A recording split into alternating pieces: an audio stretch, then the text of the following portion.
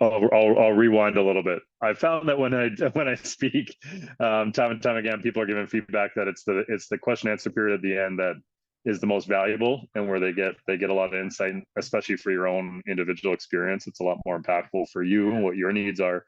So when I do stuff like this now, I just like to start there. I like to start with the ability for you to ask questions, or you to bring up a situation that's happening for you right now, and really just give me the feedback that of the stuff that you're struggling with, and the stuff that you'd like to talk about. So with that being said, before I get into any kind of formal presentation, um, iPhone 1587328109996, or Tori, do you have any questions or any situations or any thoughts that you would like to just kind of toss out there as like a bit of an ask me anything around sport parenting, parenting in general, but that's, I'm going to come at it from a more parenting lens, because like I said, I have a 15-month-old, so all I feel like right now is that I'm just screwing it up every day. So general parenting and performance questions, yes. Parenting specific questions, I might be able to ask you some, but anything from either of you? I guess the big thing that I'm hoping to kind of get out of this evening, and I don't know if this is the goal, but um, burnout. So I'm worried that she's taken on too much right now, and just curious how to tackle that if it ever arises. And then bullying is the wrong word, but how to deal with relationships on the team, maybe. Okay. Wow. Yep. There's our 45 minutes. We just we can we'll be able to talk about both those things, and we might not even have to go to the PowerPoint. So let's and thanks for both those topics, because there's a lot and it's super relevant. And it's a great place to launch from. So my first question, I guess, would be, if you don't mind me asking, is how old is she? She's 13 and a half. She'll be 14 in the summer, and she's on a level 3 team, which is awesome. And she's doing just her first year of junior coaching, and then on her team as well. Why do I feel like I've met your daughter? Maybe. I think I might have, when she was You a probably lot have. younger though. Yeah.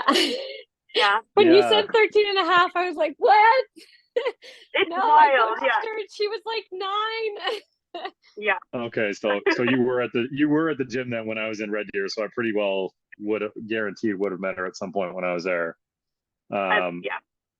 Though I was working more with the older teams, but I definitely would have seen her around. So um so yeah, the burnout thing is actually really interesting, and I I dabble in cheerleading on a semi-regular basis, because my cousin, in spite of being 62 this year, has been cheerleading in Manitoba, Quebec, and now in Nova Scotia on their world's teams. And actually, I got a medal at a world's last year, and so I still work with her gyms. And I was researching something for them the other day, which came out of COVID, and it was some studies around loneliness, burnout, frustration, and fatigue for athletes as a after effect of COVID years later, so up to now. And um, in the sport world, burnout, if she does any other sports, or if you talk to any coaches of what I would call more traditional sports, team sports, more traditional team ones, burnout is a common topic in their performance training for coaches. And there's really a couple key signs for burnout, and those signs are coming up more and more often post COVID in cheerleading, particularly for female athletes aged 10 to 14, as they hit puberty, as they start to go into or think about going into junior high, and eventually transition into junior high. There's a lot of psychosocial stress on them, so it's a very valid concern, is my point. Because the burnout is not just going to be the physical kind. It's going to, and it's not just going to be what I would call physical A, being like I'm literally just tired from training, or physical B being like hormonal, nutritional, sleep, that kind of stuff. And I think the biggest focus for a parent in those situations is really trying to control what you can control while helping the athlete follow the passions that they have. The sport is the sport, and cheerleading has a pretty unforgiving schedule through the competition season. And if they're participating in other sports, then that does compound those burnout factors, and focusing on the controllables as a parent is key. And what I mean by that is a lot of those physical B characteristics first and foremost. And it does start with sleep. Sleep is by far priority one, with nutrition being a kind of 1A, and especially for females. And research is super clear that proper development through pre-puberty and puberty for female athletes hinges on good sleep and good nutrition. Not getting those proper things at those key stages will lead to more emotional, mental health, and social challenges. And that's without even talking about the physical strain that's happening on their bodies. So high level athletes in all competition sports prioritize sleep above all else. And I don't know that everybody really understands or appreciates what that means, which is that if you are seeing mood changes, if they are saying they're tired, if you know that they're not getting probably more like 9 or 10, like the 8 hours is not actually enough for somebody in that stage of their life, like really pushing it as far as they can, closer to 9, 10 plus, really makes a big difference. If that's not happening, then you have to prioritize that.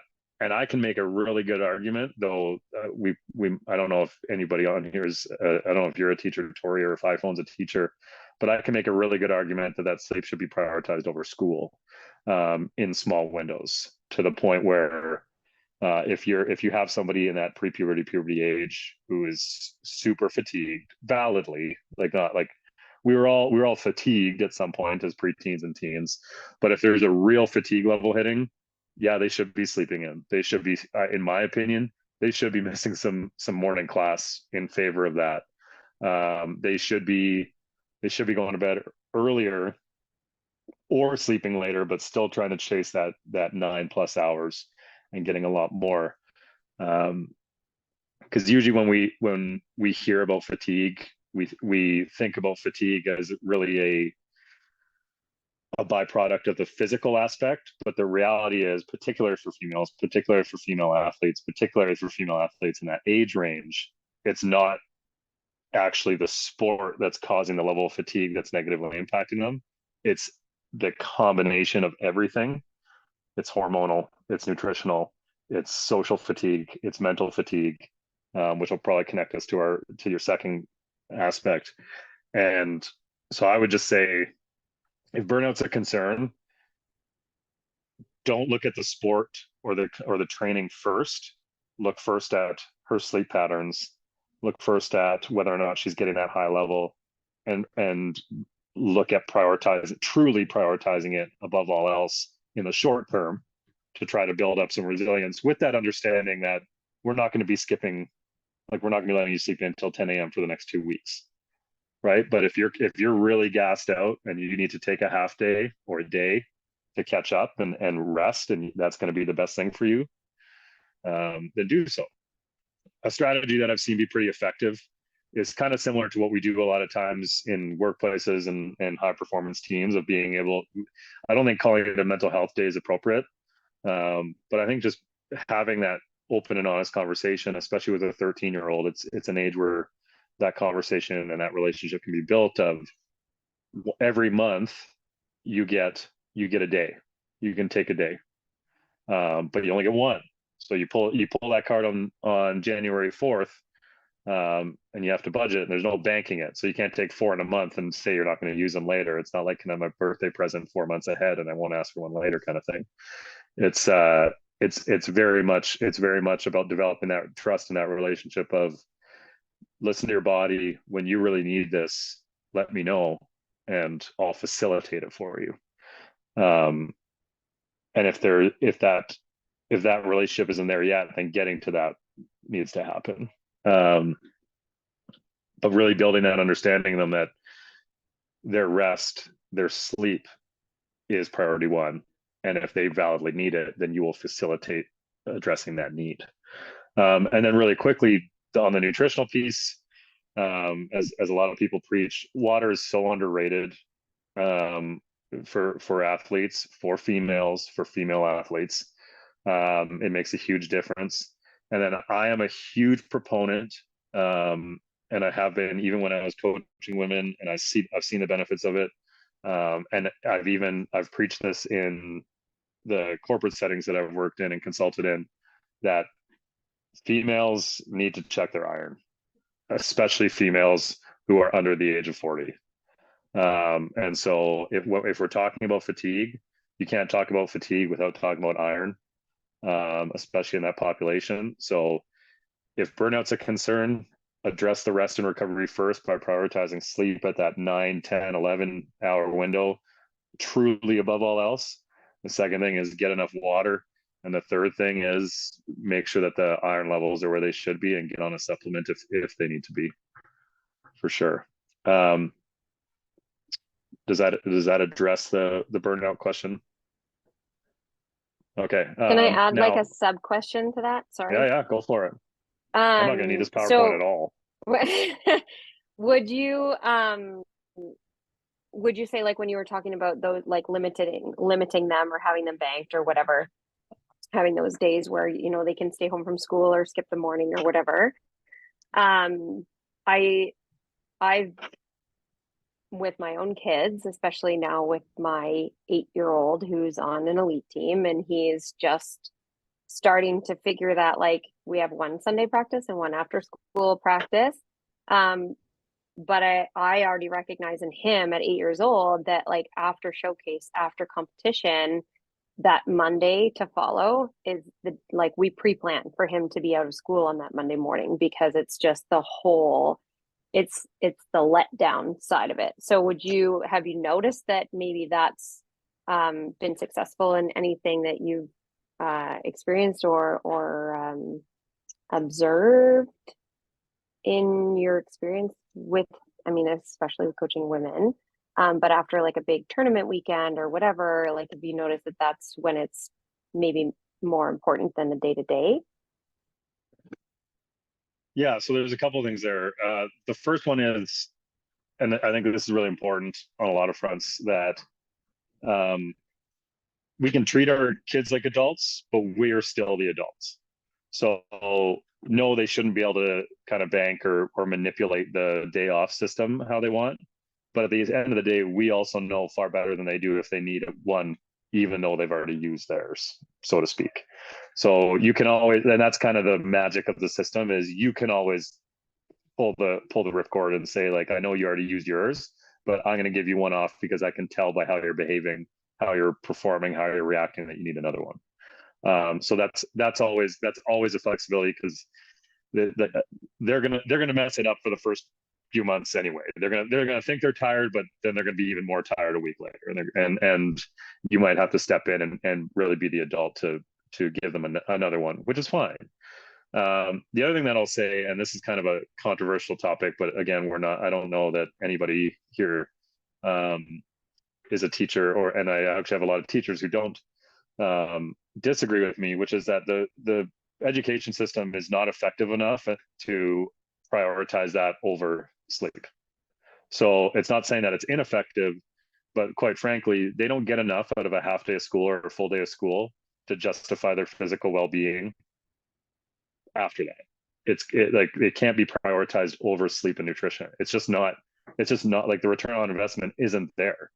They will be better because they've rested and recovered than they would be if they went and learned how to do addition. Now, if they were only going to school one day a week, that's a different conversation. If they're in their diploma exams in grade 12, it's a different conversation. But in those pre-puberty and puberty stages, school, and I don't preach this to kids, but school is frankly just not effective and important enough to offset that Monday where they really need recovery. And it's all in the same argument of the 4-day work week. It's in the same argument of why school should start later in the morning, and not as early as they do. It's that kid is probably going to be twice as effective or more Tuesday, Wednesday, Thursday, Friday, because they took Monday off or a half day Monday off, as opposed to grinding out the week. So I say it in all contexts to parents. I can't see a reason to push them into a Monday morning when they're really grinding it out. Not just not wanting to wake up, but we all know the symptoms of too fatigued, bordering on burnout, like you said, Tori. Like if we see those things, it's in my professional opinion, it really is just about what's my return here. Are they, when they're 30, are they going to be better set up for life because they got to rest when they needed to rest? Or they're going to be better set up to life for life because they learned the anatomy of a leaf? Like we can really start to weigh the pros and cons here within reason. It's not, I'm not saying pull them out of school and that it's got no value. It's just simply that sleep and nutrition are here, and the value of one day of school is not even with it.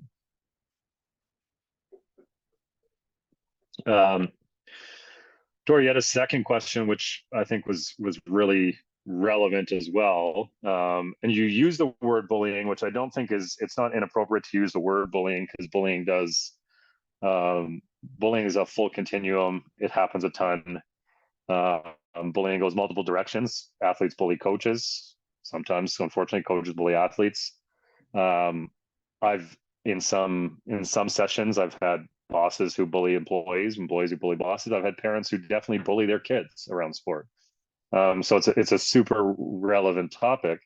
But I guess my follow-up question is just if you can give me some more context around, like, let's not use the word bullying because that does take it into a bit of another tier, but let's just talk about, like, where does the question come from in terms of like inter-athlete conflict, I guess would maybe be the angle. So there's just, some practices where she comes home super upset because of things that were said, and it's always the same couple of kids.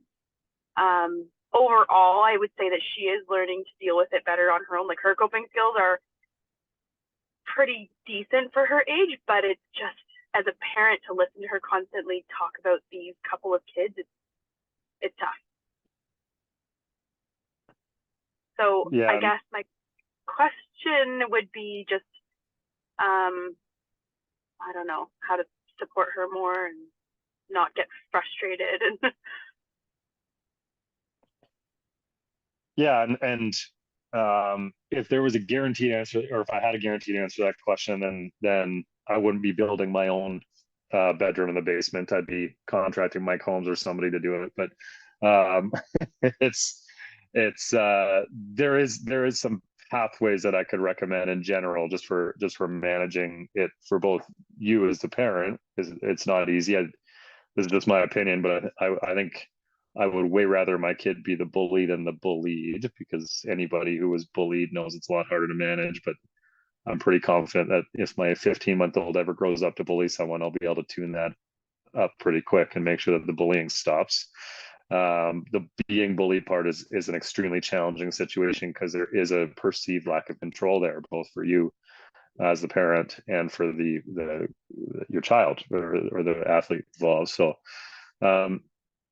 and I think I like your rhetoric, your language around building coping mechanisms, which is a great foundation to start, but it doesn't change the fact that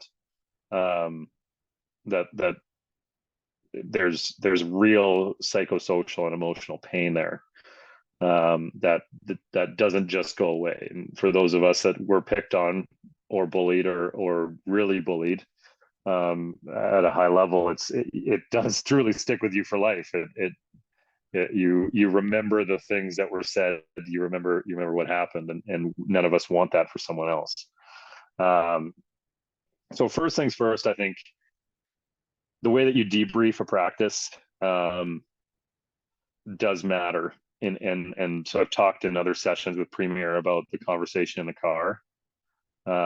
And And a big piece of that is really making sure that we don't impose either our experiences or our perception or our feelings around the situation on them, because it can magnify a situation that maybe they're not feeling, and unintentionally, of course, like we're not trying to do that, but it's really easy for parents of athletes to take something that the athlete wasn't too worried about, and because you're delving into it deeper, it grows in their mind. It becomes more relevant than it originally was. But at the same time, it's not productive and effective to produce a conversation that's just like, well, how was it? Good. Okay, good. Right. Or how was it? Bad. Do you want to talk about it? No. Right. Like those are not productive conversations either. So really where I like to guide parents in that situation is more to a conversation around that leads up to the practice, or what's referred to as front loading for a practice, and asking simple questions like, what are you hoping happens today, or what are you hoping to get out of practice tonight?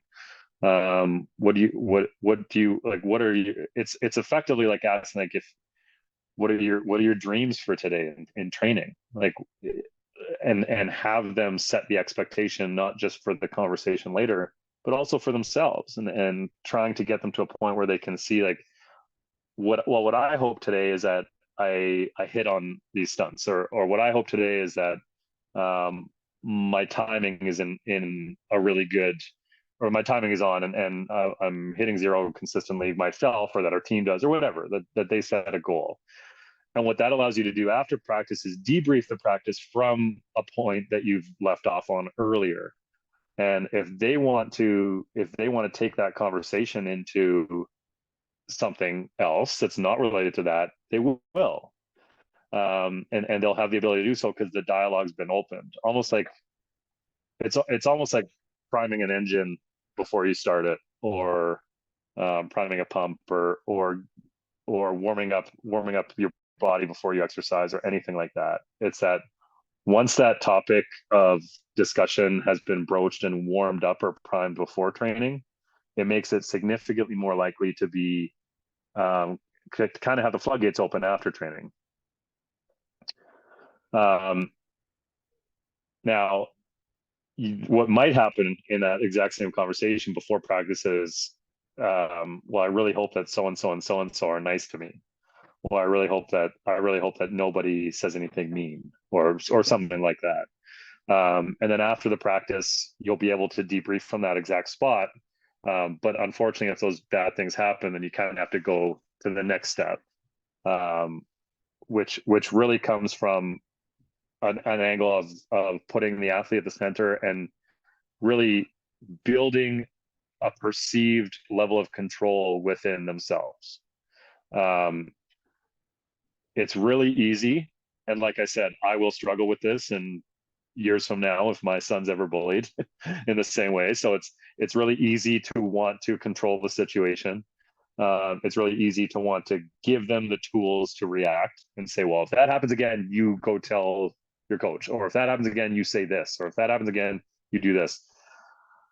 But a really important aspect of bullying is, just like any type of abuse or harassment, is that it devalues and takes away power from a person.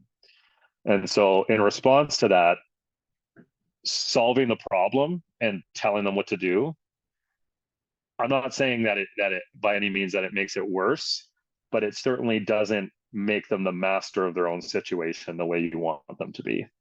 And in this situation, you're probably not going to be able to solve the bullying itself, or the disagreement or the interaction. And if it's not true, like if it's not bullying, it's more disagreement or a little bit of picking on or making fun of. You may not want to. You may want to empower her to solve it herself. You may really want those to use those coping mechanisms to deal with others and develop those for life to a point. And so in the spirit of really allowing them to master their own situation, give them control back, really make them feel that this is a controllable situation for them, and that their way of dealing with it matters. Put them at the center and ask them what they want to do. Don't My recommendation would be, don't ask them how you can help, because your helping is guiding them through the steps that they're going to discover on their own. If your daughter was 8, I would say you can guide a little bit more of those solutions, and kind of start to list options, almost like a multiple choice of how the options can be do nothing, right? Like it's totally possible that that one of those options is like, well, I don't really want to do anything about it. Okay, we don't have to. But with a 13-year-old, I think it is very much appropriate to say, how do you want to handle this? You said to me before practice that you hope this didn't happen, and then it did. So what do you want to do differently, or what do you want to do about it?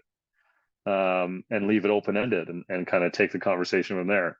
Or if their goals for practice that day had nothing to do with that, with bullying, being picked on, people being mean, that kind of thing, and it comes up in the debrief once those floodgates open, then you can feel free to offer the same thing, where it's like, we want to get to a solution. What's the solution that you want to do? Well, I want to talk to my coach about it. I think that's a great idea. Do you want me to be with you to talk to the coach? No, I think I can talk to the coach. No. Oh, Right. it's like we're gonna lose him here. Or, yeah, just come with me, but I'll do the talking. I don't want you to. So they're really empowering. I was powerless. I can hear you. Okay, you were just cutting out from the asking if do you want me to join you and go with you to talk to your coach? Oh, okay. I'm good now, though. Yeah. Yeah. And really what we're doing when we do that, when we put them in that situation, is we're taking them from that point of powerlessness, feeling I'm being picked on, I know this is unfair, but I don't totally know why it hurts and why it feels this way, to, you have power, you have control, I'm going to give you the control, and again, I'm going to facilitate the solution with you, but I'm not going to take control myself, because at the end of that, you still never had control. Like, let's give them some control back, guide as needed. If it's like, well, I don't know what to do, it's like, okay, if you don't know what to do, here are some things. Here are a couple options. Do you not like any of those? Here are a couple other options. Do you want mommy to go punch the child in the face? No, we probably don't. And hope, well, maybe they say yes, and then you might have to divert from that. But yeah, it's that kind of inner dialogue and discipline, I think, as the parent, of not doing what your heart wants, which is to fix it, understandably so, and control it, and instead decenter yourself, center your athlete, and give them the power to identify a solution on their own.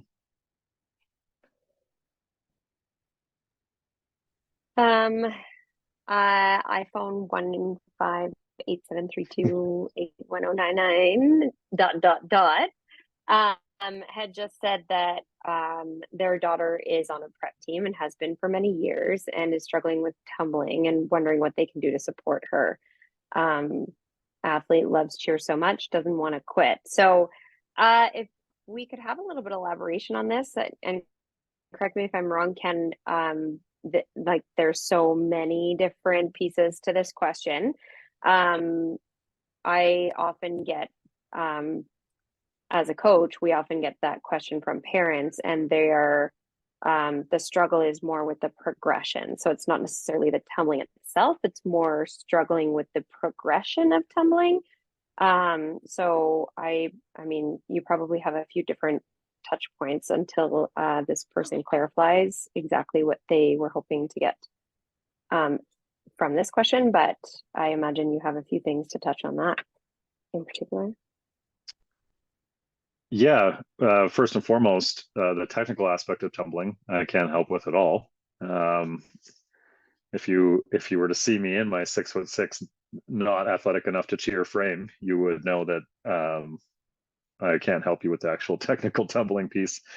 I did, however, get my first handstand at Premier Red Deer at one point, so um, that was a big accomplishment for me. 8 or 9 years ago, and not again since. Um, so first things first, anytime, any type of skill acquisition where we're not seeing success and we're repeating similar things over and over again, there are two things that come to mind that are generally what I hate this in cheer, and other sports use it too, but cheer uses it all the time, would end up being referred to as a mental block, which is so inappropriately used in cheerleading. It drives me nuts. And I, as a bit of a tangent, I will tell you that calling something a mental block usually turns it into a mental block when it wasn't before. Usually what we see as a mental block or a struggle to pick up a new skill or build a skill, expand a skill, it's usually from two things. The first is not being able to go at full speed or full intensity because of worrying about what other people think of them. Whether that's a coach, whether that's teammates, whether that's just parents who aren't even watching, but knowing that there's parental pressure. Those things generally create that inability to go at a full intensity level and create success with new skills or trying to expand skills. And so my advice on that is to find a way to make it fun again. When people are struggling to pick up new skills, it's usually because they're distracted by other people's opinions, and it usually means they're not enjoying at least that skill as much. And so trying to build that skill into something fun that's non-competitive, that doesn't have any judgment around it. This can be done by the coach. This can be done by a parent. Doing something where there's less perceived psychological risk is usually a huge difference maker. My experience in cheer leads me to believe that generally it's not a physical risk that they're nervous about. Like usually when they're not able to get to that next skill, it's not because they're afraid of getting hurt. It's usually physically. It's usually because they're afraid of getting hurt, in quotes, socially, emotionally, judged, that kind of thing. And we can combat that by making it enjoyable and focusing on the skill acquisition and just enjoying the learning and focusing on the growth, as opposed to focusing on the outcome and what's going to happen if I'm not successful in this. The second key piece on that front, and I think I've been talked to about tumbling a lot for somebody that can only tumble if I slip on the stairs. I think that the second biggest thing that I've seen in that situation is in the same breath of other people's opinions, but more just feeling like I need to get good at this right now, and I need to be able to hit like today in practice, and or else I'm going to let my team down in a month or this weekend or in practice today. And because of that culture that cheerleading, I would say, is both famous and infamous for chasing perfection, essentially, it becomes really hard to get good at stuff, especially as you get to an age where you're socially aware of what people think of you, and you want to make people happy and you want to impress people. And so it really is, if you're not already talking to the coach, the athlete, again, putting the athlete at the center, empowering them to have control over their own athletic career and being a cognitive or cerebral athlete, I should say. The athlete should be approaching the coach, or you and the athlete if they're younger or if it's needed, to talk about ways that we can that can be incorporated into the team training. And what I mean by that is you have to have days where, even though we all know that she has to get better, or that they have to get better at the skill. We have to have some days where that doesn't matter. Like, we can't be judging them on that as they're trying to get better at it. We have to have days where they're making mistakes on it, and it's not only not being criticized, but not even being addressed. Like, don't coach them in that skill. You know, they're working on it. Don't coach them in the team setting on it. Right? Let them mess it up in the team setting, and just let it be for a moment. Let them, as a parent, let's not talk to them about how was your tumbling today? No, let's just let them exist in the succeed fail cycle of acquiring that skill on their own, relying on teammates or asking for help if they want. But the more that we put a spotlight on it by asking about it, talking about it, for coaches, continuing to train it and really push, like, here's how you're going to get better at this. Here's another tip. Here's another thing. Here's another thing about your tumbling. Here's, okay, it's a third practice in a row you've been struggling with your tumbling. Let's try this. The more you spotlight a skill when somebody's already struggling with it, especially a youth, the less likely they are to go full speed, all out, and actually be able to acquire it and build on it. Because, and I know this 100% about cheer, if you're attempting to gain skills at 80% of your max effort, mentally and physically, you're not going to improve at the rate that you want.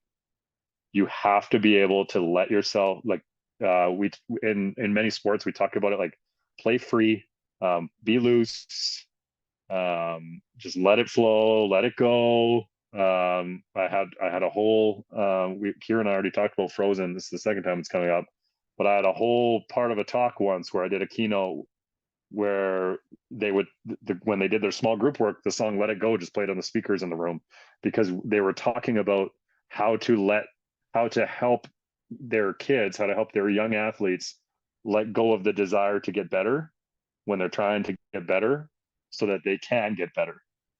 The focus on the outcome will lead to a decreased ability to acquire the skill. So if you know they're working and they know they're working, keep repping it out, but let's all just stop spotlighting it for a minute. Let that part go for a bit, and let them work through, sorry for my language, but let them work through the shit on their own. If they ask for help, they'll ask for help if they need it.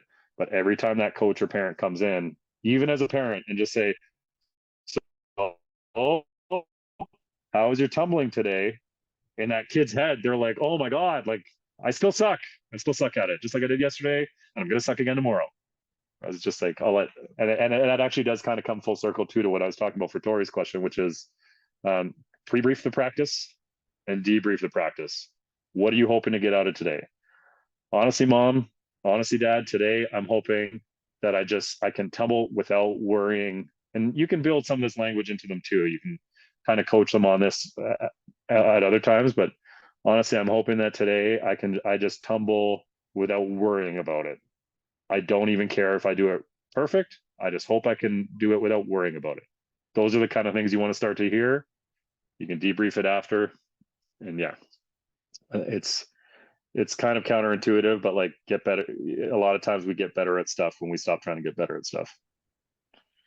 I'm going to add to that too, just from the coaching side of it. I mean, I can speak on behalf of all three locations that we've been working really hard, especially in the last probably we've been working really hard for the last 15 years, but also the last 2 years have been where this term has really come into play and into our like daily, or I guess monthly, training with our staff.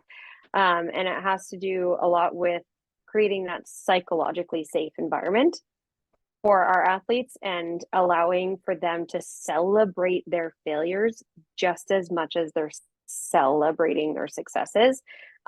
So as parents, if we can get on that same brainwave, I guess, for lack of a better term, in celebrating those failures, right? Kid comes into the car, they start crying, or they're frustrated or anything, and they're like, like Kat said, my tumbling sucked today, or I just couldn't get my back walk over, or I keep trying my back handspring and my arms keep bending and it's so frustrating, so on and so forth, right? Well, okay, tell me what you learned, right? those failures are good. That it's good that you're failing as long as you're not getting hurt, right? Are you hurt? No. Physically? No. Great. Let's learn from this. Let's celebrate the fact that you can recognize that this one thing isn't happening in your walkover. Celebrate that. Celebrate that you have the brain power to be able to dissect it. But then, yeah, and try to alleviate that frustration through that a little bit. That's just from the coaching and like the technical side of tumbling side of things. Jill had a question.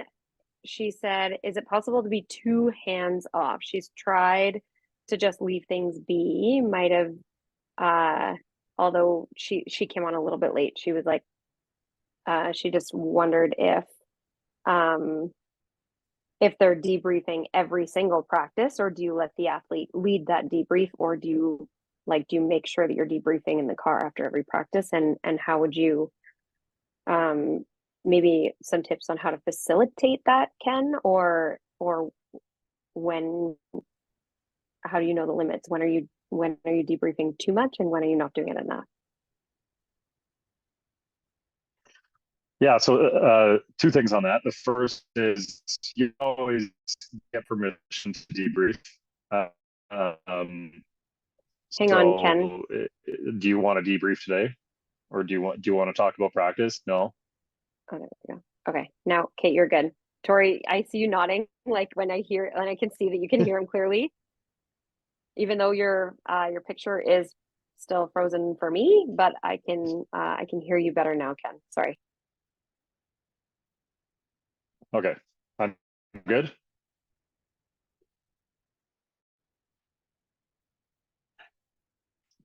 Okay. Yeah, so two quick things. First one is you always ask permission for the debrief. Do you want to debrief? Do you want to talk about practice? Just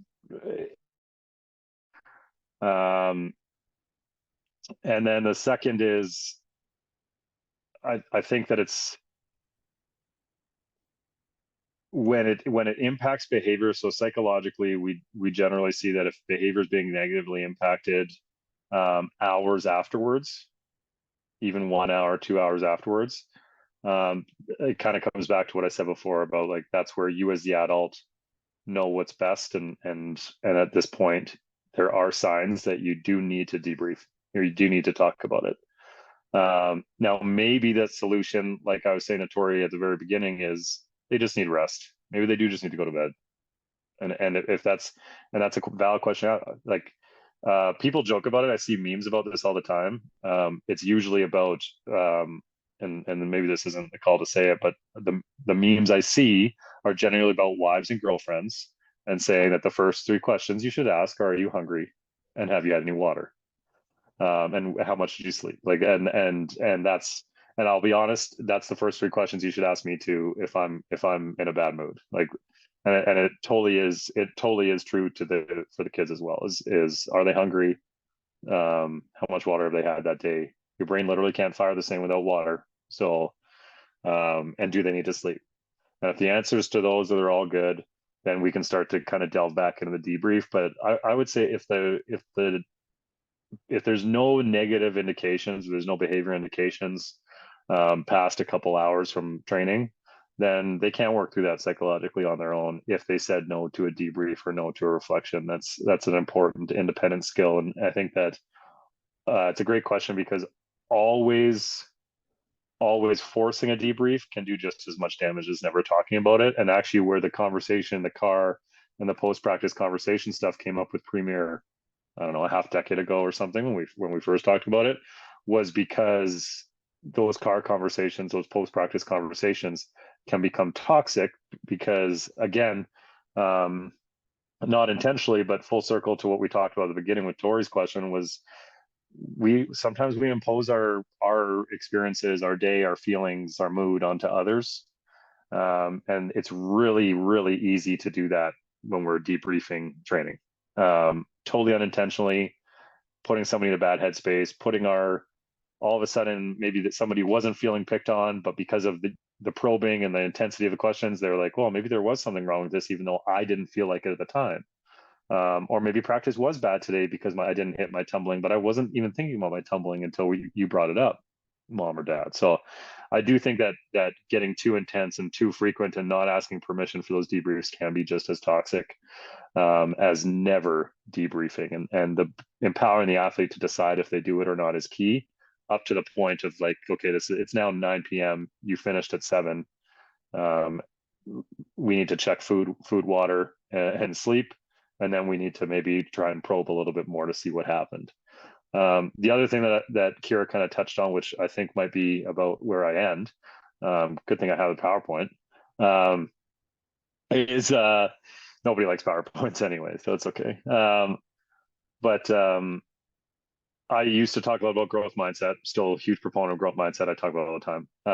And then I spent a long time talking about culture, and we work in culture all the time. Our software is in culture. But we're really shifting, in my perspective, is really shifting from the word culture to environment. That was actually the title of my PowerPoint, was the shift from culture to environment.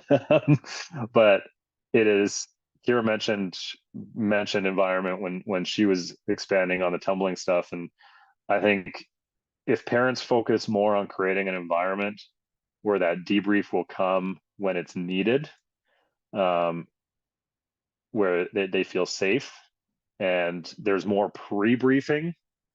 The more pre-briefing you do, the more likely there's an environment of a debrief being athlete-centered, athlete-decided, and based on the athlete's wants and needs, which is huge. So you can, if parents, you can put that investment into the pre-brief, the having the athletes set the expectations and talk about practice, what's coming, what they want it to look like and feel like and seem like.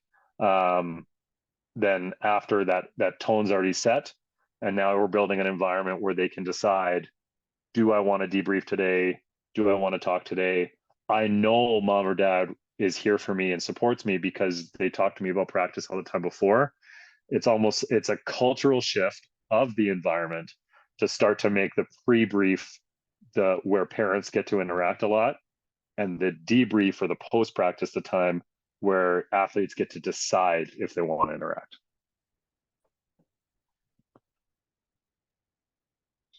And I feel like we're right on time. Yeah, I think that's great. I don't know if you guys can see the chat also, but Jill said, yeah, the conversation always goes better when her athlete is the one that wants to talk. So that's good.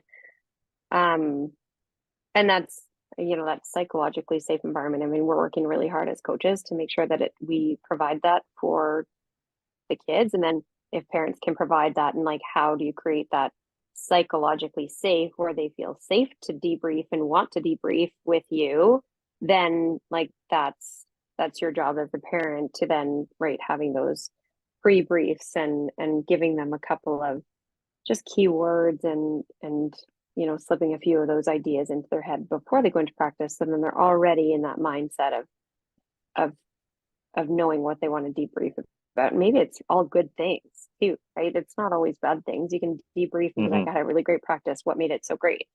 XYZ. I did this. I felt good because of this. And then those are the questions that we ask as parents. And like, what made you feel so good about it? How come you felt so good about it just because you hit? Well, no, because I was doing this and I was doing this and we had more water breaks today, like anything along those lines, right? So it helps them recognize and start picking up some of those good pieces too. So that's good.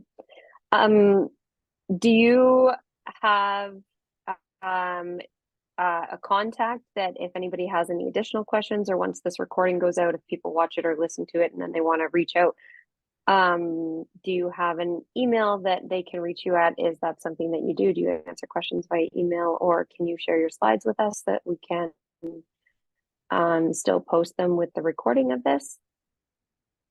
Yeah, you can reach me by email at Kira at premieracademy.ca. No, Ken at boostinnovation.io. Well, they all know how to reach me. Cannaboostinnovation.io, and I can't promise a speedy response on stuff like this because it's not personal. I just this is really only for Premier Academy that I do this kind of work anymore, and I'm always happy to, but it sometimes does have to come after my real job. And then my slides aren't going to be super useful because they were just pictures that I was going to speak to and a bullet point that I was going to talk to, so they won't be as helpful. But yeah, I'm always happy to talk about this stuff, and as we've talked about before, Kira, I'm always happy to come and talk in person as well when it's not 8 hours away. Yeah. Well, I mean, coming to Red Deer is a lot easier than any of the other 2 locations. However, we can, I'm sure, if the time is right, we can set it up for all locations to still benefit from something in person from you. So thank you very much for your time today, and for Jill and Tori for hopping on and listening and being a part of the conversation. We are doing another parent education session on the 17th of January, which is understanding the score sheet. So if you want to understand a little bit more about the score sheet, then you can make sure that you hop on that. Just watch out for your socials and your band posts and all that stuff for how to register. And then, yeah, Ken will be around. You'll probably see him at Cold Snap. He put in his calendar before this started because I told him to. So hopefully, yeah, we'll be seeing more, and hopefully, Ken, we can get you on for another parent education session, maybe towards the end of the season as things wrap up, because I feel like we're just diving into the start of it, and we're in the thick of the season right now where everything is like weighing really heavy on the athletes. And so it was perfect timing because everybody had the right questions and you had excellent answers for them. So I think it would be good to have you on again, maybe in the spring as things are wrapping up, because things might look different. Actually, I know they're going to look different then. So yeah, great. Awesome. Thanks for having me. Thanks for coming on. And I guess for Tori and Jill, have a great night, and we will see you guys next time. Great. Thank you. See ya.